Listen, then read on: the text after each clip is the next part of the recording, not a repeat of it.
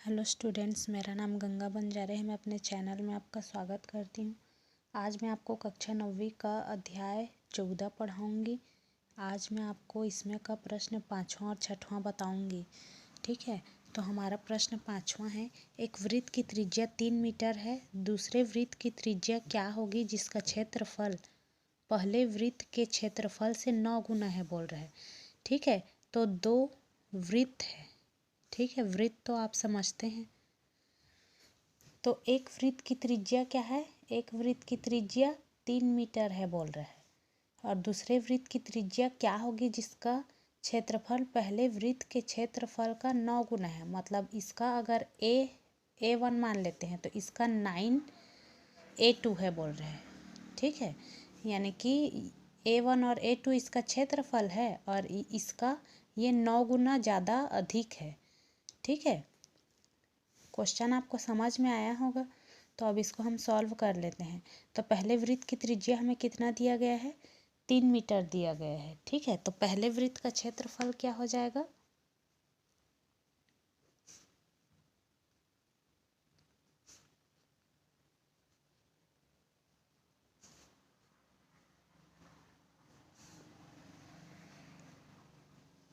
पहले वृत्त का क्षेत्रफल बराबर पाई आर स्क्वायर। ठीक है, तो पहले वृत्त को हम A1 मान लेते हैं। ए मतलब एरिया, क्षेत्रफल को एरिया बोलते हैं ना।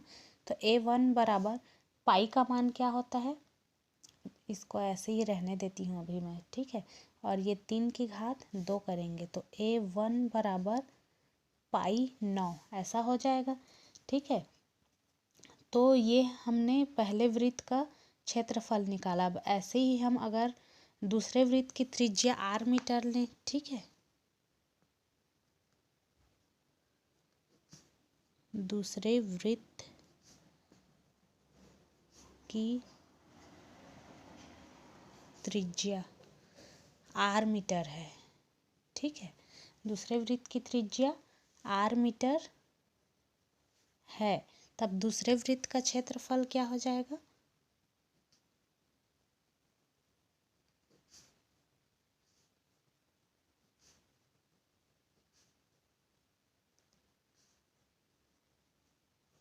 दूसरे वृत्त का क्षेत्रफल पाई आर स्क्वायर हो जाएगा। ठीक है, इसको हम क्या लिखेंगे? A2। दूसरा वृत्त का क्षेत्रफल है area, A for area, A2। और ये दूसरा वाला वृत्त है इसलिए A2 लिए हैं। A2 बराबर पाई आर स्क्वायर। यहाँ पर तो इसका त्रिज्या पता ही नहीं है। ठीक है, क्योंकि उसको तो हमें ज्ञात करना है दूसरे वृत्त की त्रिज्या क्या होगी, बोल रहे हैं जिसका क्षेत्रफल पहले वृत्त के क्षेत्रफल का 9 गुना है। ठीक है, तो अब प्रश्न क्या बोल रहा है? प्रश्नानुसार हम लिखेंगे।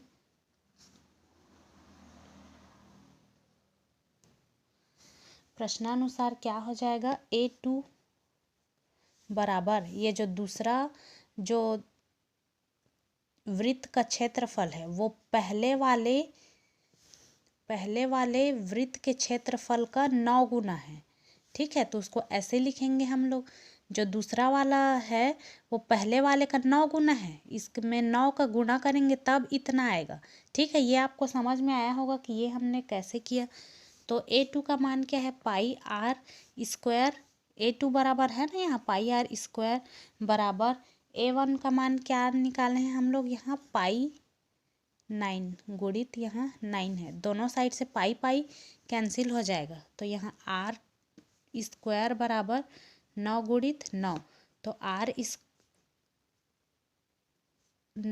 Square equal to 9 9 81। तो आर को इधर पक्षांतर करेंगे तो ये 81 हो जाएगा बराबर 9 गुणित 9 बराबर क्या आ गया?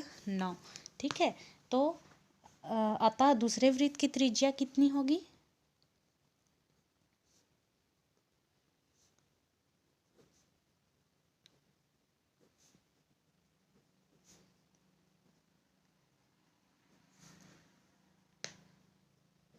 नौ मीटर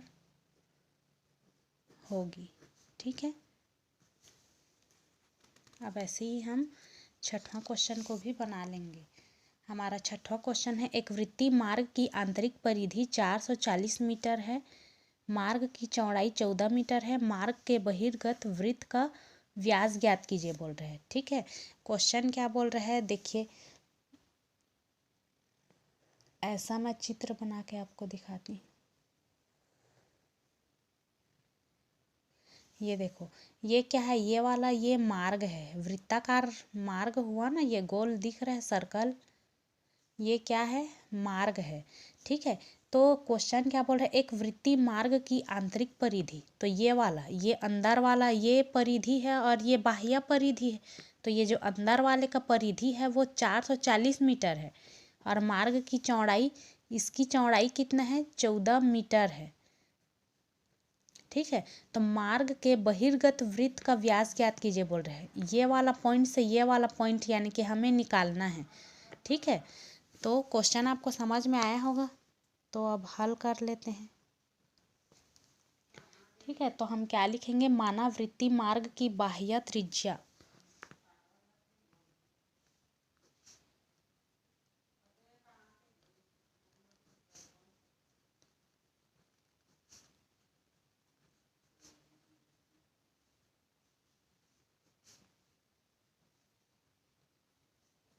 माना वृत्तीय मार्ग की बाह्य त्रिज्या बराबर r1 मीटर है। ठीक है, ये वाला बाह्य त्रिज्या, इसको यहाँ सेंटर से लेकर यहाँ तक को हमने क्या माना है, r1 माना है। ठीक है, और आंतरिक त्रिज्या क्या हो जाएगा, वैसे ही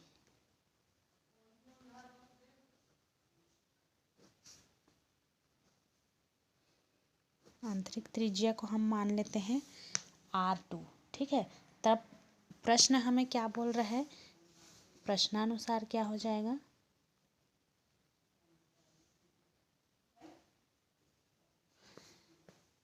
वृत्तीय मार्ग की आंतरिक परिधि हमें दिया गया है।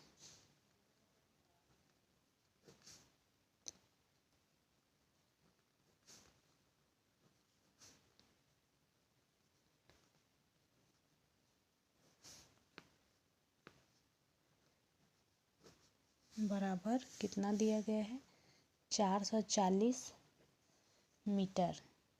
ठीक है, और परिधि का सूत्र 2πr होता है, तो हम यहाँ क्या लिखेंगे, 2πr2, क्योंकि ये आंतरिक परिधि दिया गया है ना और हमने आंतरिक त्रिज्या को r2 लिया है, इसलिए यहाँ 2πr2 बराबर ये 440 मीटर हो जाएगा। ठीक है, अब यहाँ हम सब का मान रखेंगे, ये 2 गुणित इसका मान 22/7 गुणित r2 बराबर 440, ये r2 यहीं रहेगा, बाकी सबको इधर पक्षांतर कर देंगे, 440 गुणित ये बटे में है तो इधर आके ऊपर हो जाएगा, गुणा में हो जाएगा, और ये दोनों ऊपर में है वो इधर आके डिवाइड में हो जाएगा। ठीक है, 22 से कम 22, 22 दूनी 44 और ये 0, 2 एकम 2, 2 एकम 2 0, तो r2 बराबर कितना हो गया,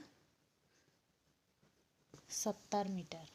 ठीक है, अब वैसे ही हम वृत्तीय मार्ग की चौड़ाई हमें क्या दिया गया है,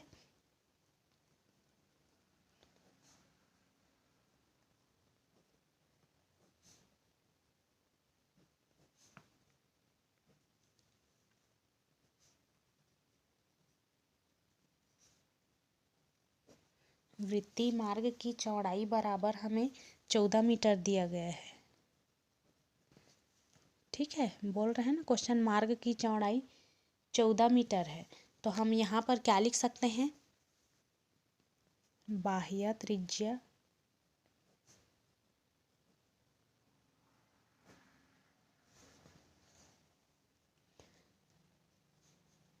माइनस आंतरिक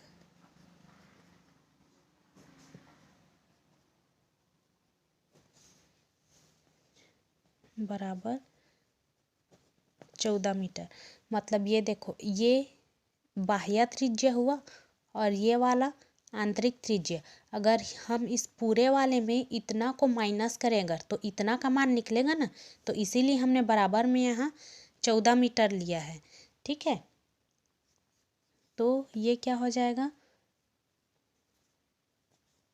बाह्य त्रिज्या हमने क्या लिया है, r1, तो R1 माइनस आंतरिक त्रिज्या को हमने R2 लिया है, तो R1 माइनस R2 बराबर 14 और R2 का मान है हमारे पास, तो R1 माइनस 70 बराबर 14 हो जाएगा। तो R1 बराबर ये 70 इधर आ जाएगा तो धनात्मक हो जाएगा, ये 14 है यहाँ, ठीक है। तो कितना हो जाएगा, दोनों को जोड़ेंगे तो R1 बराबर 84 मीटर, ठीक है। R1 का मान कितना है, इसका मान, ये R1 का मान 84 मीटर है, ठीक है। तो ये तो सिर्फ आधा, ये जो त्रिज्या होता है वो आधा होता है और हमें उसका व्यास निकालने के लिए बोल रहे हैं, बाह्य वाले का, ठीक है। तो ये आधा का मान तो हमने निकाल लिया, तो पूरा का मान निकालने के लिए, यानी व्यास का मान निकालने के लिए 2 का उसमें गुणा कर देंगे तो व्यास का मान निकाल जाएगा। तो क्या लिखेंगे, अतः मार्ग के बहिर्गत वृत्त का व्यास,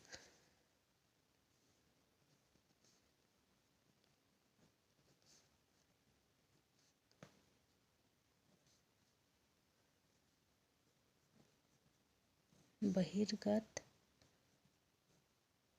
वृत्त का